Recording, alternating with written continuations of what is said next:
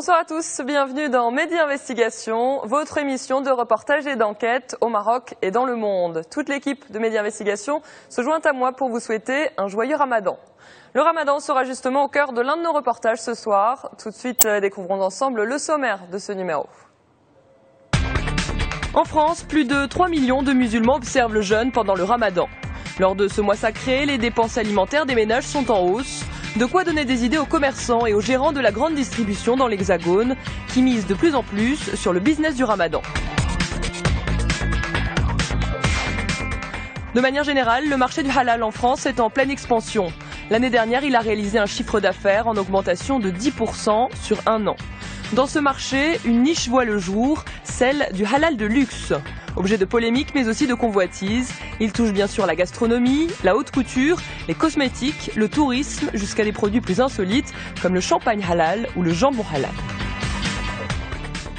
Nous allons prendre la direction de la France pour ce numéro de Mehdi Investigation. La France qui accueille la plus grande communauté musulmane d'Europe. Ils sont donc des millions à célébrer le mois sacré de Ramadan dans l'Hexagone, une période de forte consommation alimentaire.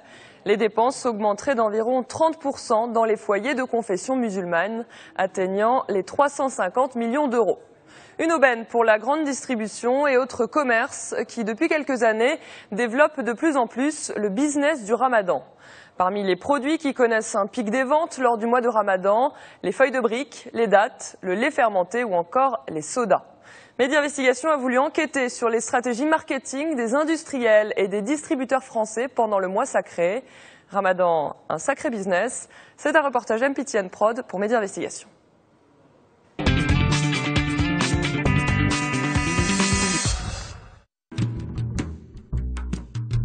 Le mois sacré du Ramadan vient à peine de commencer et les musulmans de France ont pu se préparer à ce mois de jeûne en faisant des emplettes dignes de ce nom.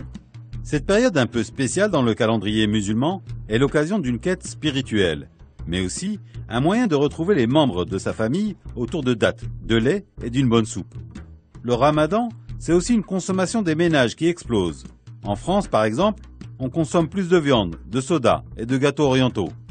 Nous avons enquêté auprès des acteurs économiques qui se partagent cette surconsommation. Quelle stratégie marketing mettent-ils en place ? Quelle part du marché pour les produits que nous connaissons tous, comme les dattes, les gâteaux orientaux ou autres tagines. Nous sommes à Marseille, dans les Bouches-du-Rhône. Ici, les cultures méditerranéennes se côtoient et le Ramadan est entré dans les mœurs depuis bien longtemps. Au cœur de la vieille ville, près de la Castellane, dans la rue de Rome, coupée par le tramway, on retrouve Nabil et Rizlen, un couple d'entrepreneurs d'une trentaine d'années, pour qui le Ramadan revêt une importance particulière. Pour nous, le Ramadan, c'est un moment de convivialité, c'est un mois spirituel, on médite, et c'est surtout un moment où on se retrouve en famille, ça c'est très important, beaucoup de prières, et par contre, c'est aussi un mois où on va aller chercher des plats atypiques, aussi parce que toute la journée on mange pas, on boit pas et on a des envies. On a plus envie de se faire plaisir durant ce mois-ci puisque pendant toute la journée on jeûne. Donc le soir on veut plus se faire plaisir en goûtant à différentes saveurs. Nabil et Rizlen n'ont pas hésité. Le Ramadan était le bon moment pour lancer leur salon de thé au Petit Amandier. C'est un magasin, donc c'est de la pâtisserie fine, orientale, avec des produits terroirs. Et un bar à jus bio. L'idée c'est d'avoir une multitude de produits du terroir qui sont bio, ils sont certifiés bio et ça c'est important aussi. Voilà, on amène ce petit plus qu'habituellement on ne retrouve pas dans les quartiers populaires où on peut acheter des produits du Maghreb. Là on amène un petit plus, c'est des produits de très haute qualité. Les travaux ont pris un peu de retard, mais ils restent confiants pour ouvrir pendant le Ramadan. Une période qui serait propice à la découverte de leurs produits marocains. Dans chaque ouverture de boutique, il y a la fameuse partie des travaux qui peut prendre beaucoup de temps. Il y a la négociation du bail, les travaux sont en train de se réaliser, il y a beaucoup d'aménagements, il y a du décor intérieur, il y a de l'architecture. Le mois de Ramadan, c'est une ouverture. C'est commencer dans de bonnes conditions, voilà, se faire connaître, de nous permettre une continuité tout simplement pour les mois à venir, j'espère pour les années à venir.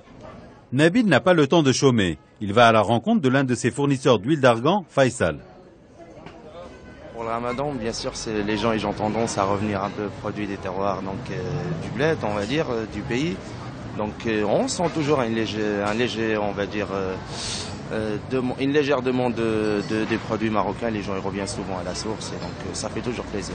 L'huile d'argan, ça reste quand même un produit particulier, ça reste surtout un produit de luxe. Mais on en a toujours besoin après pour augmenter un peu, pour faire relever les recettes marocaines. On peut toujours mettre, parce qu'on a de l'huile d'argan aromatisée à la fleur d'oranger. Et donc sur de la pâtisserie, c'est juste excellent, c'est un délice. Quelques jours plus tard, nous partons à la rencontre des jeûneurs dans le marché des produits orientaux de Marseille, le fameux quartier des Noailles. Au premier jour du ramadan, les gens affluent pour acheter de quoi dresser la table. Alors pendant le ramadan, bien sûr, on achète les produits pour le harira, bien sûr, les lentilles, les tomates, bien sûr, il ne faut pas oublier la menthe, c'est très très important pour le thé, et aussi les dattes. Le charba, le brick, avec le viande hachée bien soignée, la charba bien soignée. Mes enfants, ils boivent le soda, ils boivent le coca, mais moi non, la vérité. Un avis que partagent également d'autres consommateurs de Paris et de sa banlieue. Le plus déjà c'est la harira, ensuite le msemen, et ça dépend, mais en général on fait des briques ou des petites choses comme ça. En tant que Marocain, harira, donc ça c'est normal. On essaye, malgré qu'on est en France, on essaye de vivre le ramadan comme au Maroc, malgré que c'est pas la même chose, mais alhamdoulilah on arrive à consommer des produits du Maroc qu'on trouve ici en France, alhamdoulilah. Beaucoup de fruits. Beaucoup de sucreries aussi, voilà, et les plats traditionnels. On consomme beaucoup, on dépense beaucoup pendant le ramadan. Les commerces ici en France, ils l'ont très bien compris, ils nous mettent à disposition des rayons avec tous les produits dont on a besoin. Oui, on consomme, on est des bons consommateurs pendant le ramadan et on dépense pas mal. Une foison de produits divers, mais qui a le premier rôle? Comment se vendent-ils durant le ramadan? Et qui achète vraiment? Nous avons rencontré le spécialiste des questions de consommation des Français d'origine musulmane, Abbas Bendali de l'agence Solis. Il nous explique les grandes lignes de ce phénomène lié au ramadan. C'est une période de forte consommation, clairement. Donc pendant tout ce mois, ça va commencer un petit peu avant le début du ramadan, où les ménagères vont faire leurs courses, vont faire leur plein, à peu près, on va dire, une semaine à 10 jours avant. Et puis pendant l'ensemble des 2 premières semaines, on va vraiment assister à une surconsommation qui va se calmer à partir de la 3e, 4e semaine. Mais clairement, sur ce mois, on va assister à une hausse de 40% du budget de consommation moyen d'une famille maghrébine. Une famille moyenne, le reste de l'année, dépense environ 280 € pour sa consommation alimentaire. Pendant ce mois, la consommation, le budget dépensé va passer à 400 € en moyenne. Il y a les produits phares du ramadan, les incontournables, c'est les dattes, c'est les feuilles de briques. C'est les sodas, par exemple, aussi, parce que depuis quelques années, le ramadan se déroule pendant une période estivale, fatalement, qui est propice à la consommation de sodas. Pour une bonne partie de ces produits, le business va se faire essentiellement pendant le ramadan. À côté de ça, c'est beaucoup de produits qui vont voir leur consommation augmenter. C'est les fermentés, qui reste un produit, effectivement, fortement consommé par les orientaux. C'est la semoule qui va servir à préparer le pain, des gâteaux. C'est les soupes en sachet, type harira, type shorba. Et puis c'est de manière générale tout un tas de produits qui sont consommés pendant toute l'année, mais davantage pendant cette période. C'est la viande, par exemple, c'est les fruits et les légumes, c'est les yaourts, c'est le beurre, c'est tous ces produits de consommation courante dont les achats vont être dopés pendant cette période. Parce que tout simplement, on va cuisiner plus et on va avoir besoin de tous les ingrédients nécessaires à la cuisine. Les ménages musulmans de France dépensent 350 millions d'euros de plus pour les dépenses alimentaires pendant le mois de Ramadan. Une somme importante qui aiguise les appétits des industriels et des distributeurs. Loin devant, c'est la feuille de brique et les sodas qui arrivent premier et second. En 3e position, le lait fermenté, qui est acheté par un foyer musulman sur 2. Nous retrouvons l'un des fournisseurs importants pour la France et la Belgique, Luxlait, une coopérative luxembourgeoise qui a parfaitement compris ce surcroît de demande. Donc nous produisons effectivement énormément de références dans notre laiterie, donc à peu près 350 références, tout produit laitier confondu. Bon, maintenant nous avons remarqué il y a plusieurs années d'ici que le lait fermenté ainsi que le lait caillé représentaient un besoin relativement significatif dans la communauté maghrébine en Europe. Le lait fermenté et le lait caillé sont deux produits qui se commercialisent tout au long de l'année. Il est clair qu'au moment du Ramadan, la demande augmente de façon significative, en ce sens où nous doublons, voire triplons la demande au moment du Ramadan.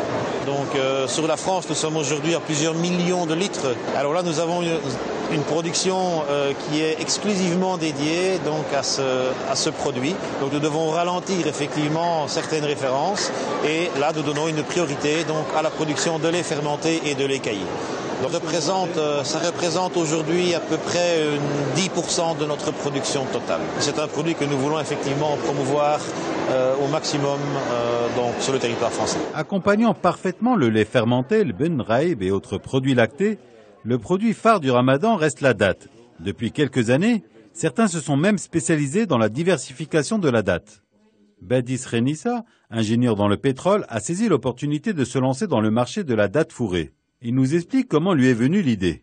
La date en elle-même est constituée de plusieurs variétés, 300 variétés à peu près, dans le monde. C'est dire. D'ailleurs, c'est lors de mon passage en Arabie Saoudite où je suis rentré dans un magasin de dates, où à mon grand insu, j'ai découvert que finalement, la date ne se limite pas à la Deglet Nour ou Medjoul.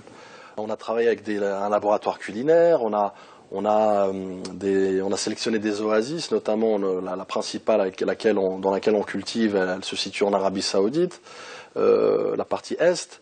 Donc, c'est vrai qu'on a essayé de sélectionner d'abord ce qui se fait le mieux, avec les acteurs qui ont pignon sur rue, qui vraiment sont crédibles en la matière, pour pouvoir aller au-delà. Et avec ces acteurs-là, on a essayé de créer, comme j'expliquais, un écosystème, avec un cahier des charges bien entendu, où on a essayé de faire des recettes, des tentatives de recettes avec ce laboratoire culinaire pour arriver à un résultat probant.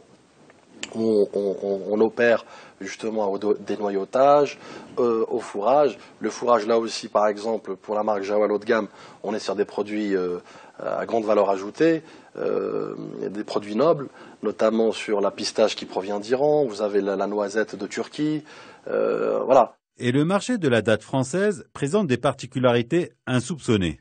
L'état du marché de la date en France aujourd'hui, ce qu'il faut savoir, c'est le paradoxe, c'est que la France est le premier importateur de dates en Europe. Et en même temps le premier exportateur. Parce que ce qu'il faut savoir, c'est entre 45, 50, bon les chiffres ils sont un peu plus ou moins avec une marge d'erreur minime, mais on va dire 45 000 tonnes par an. Ce qui est phénoménal pour un marché français occidental. Mais en même temps, il y a tellement de quoi faire qu'il y a un excédent pour justement pouvoir être exportateur à la fois.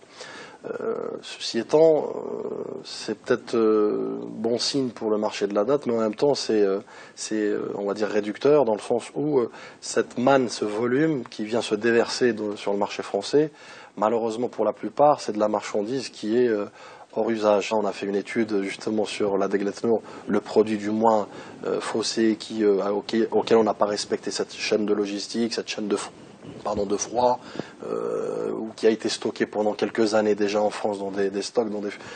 Ça donne un produit finalement où notre étude a vraiment démontré par A plus B que sur pratiquement 1 kilo que vous achetez de Deglet Nour, vous en consommerez pratiquement 200 grammes. Une fois qu'on a dénoyauté, une fois qu'on a jeté ceux qui sont jetés, vous avez au fait un volume qui se déverse en France, et d'ailleurs tellement qui se déverse qu'il y a un excédentaire qui est destiné à l'exportation. En règle générale, c'est la Hollande, c'est la Belgique, c'est les pays limitrophes dans un premier temps, parfois voire même des pays un peu lointains comme les pays de l'Est. Pour lui, pas de doute, la date peut être aussi consommée toute l'année. Et pas uniquement durant le Ramadan. La période du Ramadan, le mois sacré, ça représente pour nous une fourchette de 20-25% de chiffre d'affaires annuel, donc pendant cette période. C'est dire que c'est pas négligeable. Ceci étant, en fait, malgré notre préparation, notre anticipation sur justement cette période-là, on sait très bien dans laquelle il y aura un grand rush, tant mieux pour nous. on est amené éventuellement, pour la plupart du temps, en fait, à être vraiment amené à travailler sur le Grand Rush pendant une période définie. En règle générale, 1 à 2 semaines avant le Ramadan, pendant le Ramadan, et un peu la semaine d'après, d'après le l'Aïd, pour tout ce qui est cadeau à offrir lors des visites pour célébrer l'Aïd. Un produit tellement apprécié que certains ont même lancé le sucre de date pour remplacer le sucre de votre café. Toutefois, il reste un poste qui pèse de manière importante dans le budget des ménages, c'est celui de la viande halal. Alors que la polémique fait rage sur cette appellation, M. Foudi a sur lui une viande halal à 100%. Le non halal ici, interdit. Interdiction totale. Ce boucher de Saint-Ouen a lancé depuis 2 ans au Blanc-Ménil en Seine-Saint-Denis un abattoir agréé, HL Distribution, qui ne reçoit que des bêtes égorgées selon la tradition musulmane. En tant que distributeur de viande, il revient pour nous sur son activité en période hors Ramadan. Alors par semaine, il faut compter à peu près entre 30 bêtes à peu près de JB, 150 à 200 agneaux, et on fait un petit peu du veau aussi. Alors on a du veau, on fait le veau entier et le crops, c'est ce qui est demandé par la communauté. Donc le veau, on en fait une quinzaine maximum. Hein. Et pendant le Ramadan, quel chiffre atteint-il?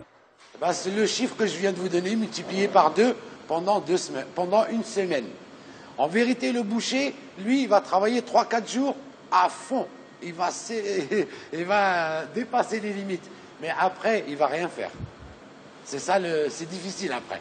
Après, les gens, c'est le finance, c'est l'argent. Et puis, et cette année, l'été, ça va être pendant l'été. Donc, c'est plus sorti, c'est autre chose. Pendant toute l'année, en fait, on se base plus sur la viande, uniquement la viande. Pendant le Ramadan, c'est exceptionnel, c'est beaucoup de dattes. Alors, des dattes d'Algérie, des Gletnor.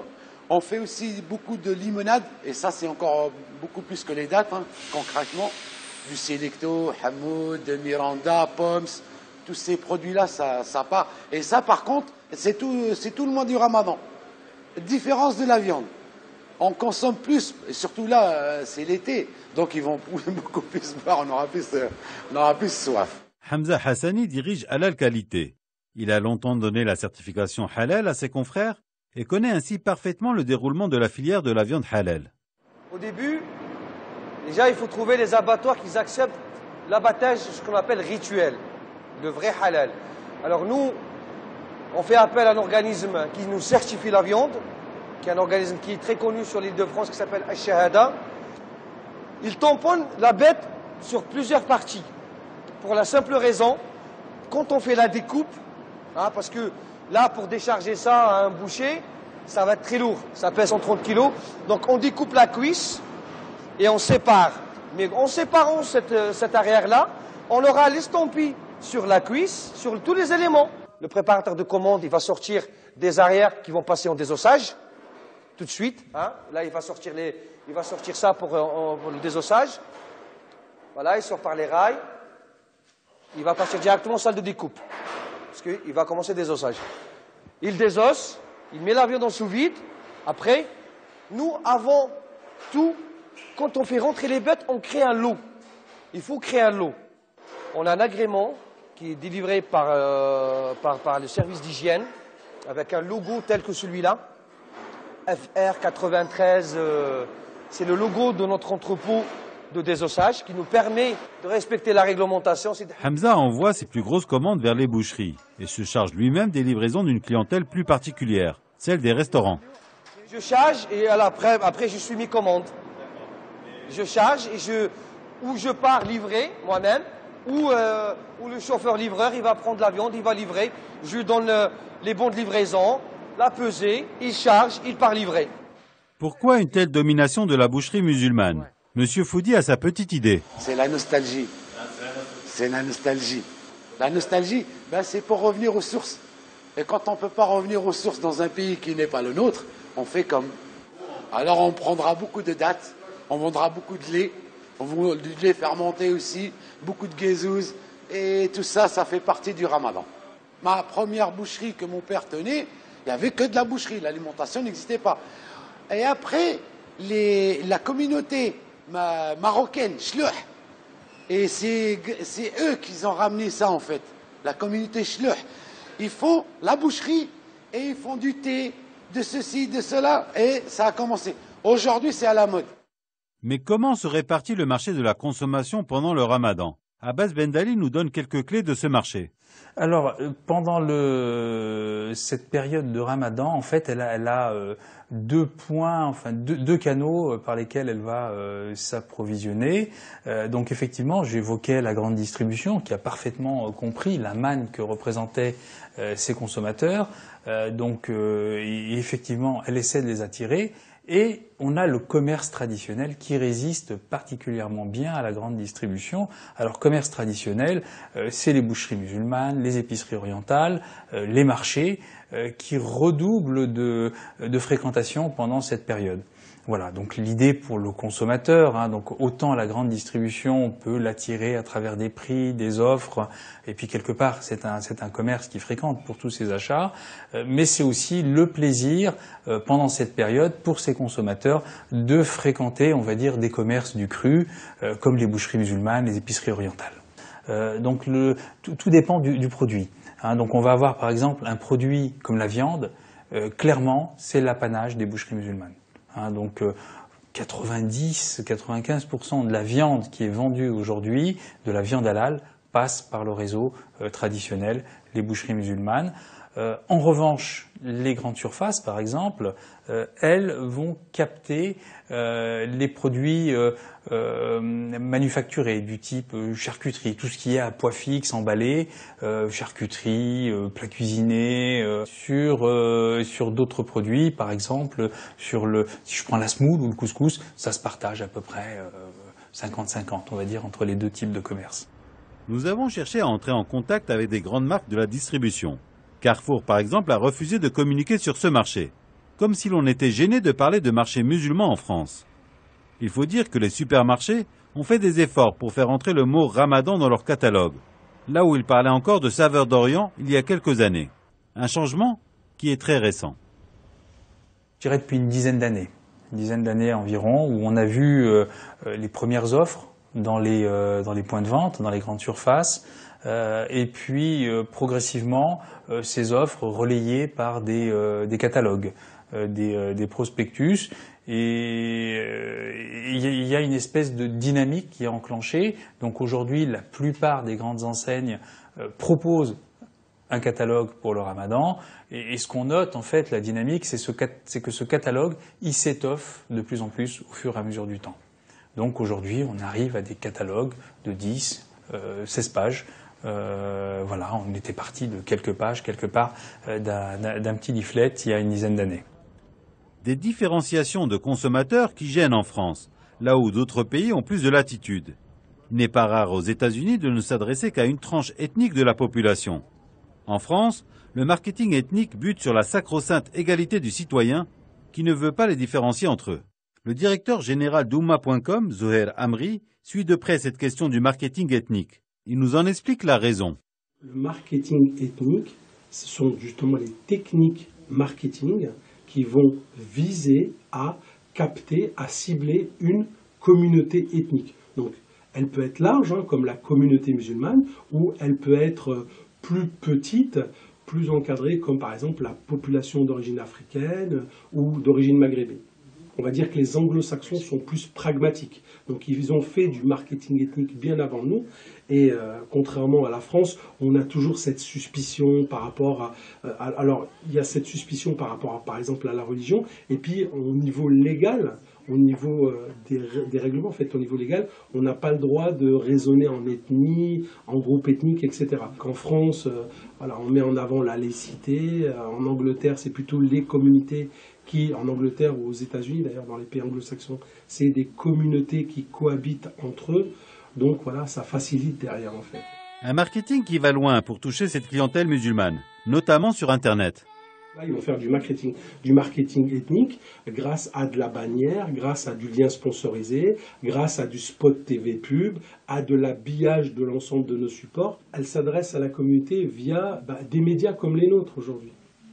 C'est-à-dire qu'aujourd'hui, quand on annonce à une marque, à un annonceur, que nous avons environ 1,5 million de visiteurs uniques sur l'ensemble de nos supports, ça va les intéresser. Donc ils vont vouloir toucher ce consommateur. Donc ils vont consommer, ils vont communiquer auprès de lui. Via les produits que j'ai cités précédemment. On est sur Internet, donc après c'est du spot TV pub, on est capable d'habiller un site, l'un de nos sites, avec les couleurs de la marque. Il y a ce qu'on appelle des liens, il y a des bannières, on a des bases emailing avec des consommateurs qui vont les intéresser. Donc on va cibler ces gens-là, on va leur envoyer des messages, des templates, ce type de choses. Donc après, sinon les marques, elles vont communiquer via Internet. Aujourd'hui, on communique beaucoup grâce à Google aussi, puisque Google, on va faire ce qu'on appelle donc ça, c'est vraiment du marketing, du search. Je vous donne l'exemple d'une marque halal qui veut toucher sur une région prédéfinie la communauté musulmane, ou en tout cas ceux qui consomment halal. Elle va travailler sur des mots-clés qui correspondent à la région géographique, mais aussi sur le halal, sur le produit en question, c'est de la charcuterie, etc. Donc à travers ces mots-clés, via Google, elles vont pouvoir attraper des gens qui sont intéressés par ces produits. Et on peut cibler une ethnie, on peut aller sur Facebook en disant moi je veux tous les gens qui s'intéressent au halal, ou toutes les personnes qui à Paris, a priori, seraient musulmanes. Donc on peut affiner comme ça et cibler ces populations. Le Ramadan, un mois de surconsommation et de business. Mais qu'en est-il de la générosité et du don? Zohair Amri et Abbas Bendali nous éclairent sur ce point. Durant ce mois béni, les membres de la communauté musulmane sont appelés à plus de solidarité, à plus de soutien, à plus de dons, etc. Donc automatiquement, on va accentuer la communication durant ce mois béni, parce qu'on sait que les musulmans, de manière précise, vont donner beaucoup plus. Moi, j'ai l'exemple aujourd'hui des opérateurs, les acteurs qui opèrent dans le domaine caritatif. Donc le Secours islamique, le CBSP, Life, tous ces gens-là, en fait, toutes ces associations qui travaillent, en l'occurrence, par exemple, avec nous. Là, aujourd'hui, sur le Ramadan, on va en avoir 4 ou 5 qui communiquent spécialement sur le Ramadan. Elles vont accentuer, elles vont mettre plus de budget sur le marketing, donc sur la communication, pour pouvoir toucher cette cible musulmane. On a une proportion importante de foyers qui payent la zakat à la fin du Ramadan. Donc ça effectivement c'est un point. Mais plus généralement, pendant toute l'année, on a une proportion importante de foyers qui font des dons. Des dons, je dirais, à toutes les associations caritatives, quelles qu'elles soient. Je dis n'importe quoi, l'UNICEF, le Resto du Cœur, la Croix-Rouge même, mais la particularité effectivement de ces dons, c'est qu'il y a une partie importante de ces dons qui est donnée à des associations locales. Quelque part, c'est le denier du culte qui est extrêmement pratiqué par les Maghrébins de France. Donner, c'est avec le jeûne l'essence même de ce mois sacré. Un mois de consommation, mais aussi de partage. Car si le business du Ramadan peut rapporter gros, il peut aussi se conjuguer avec générosité.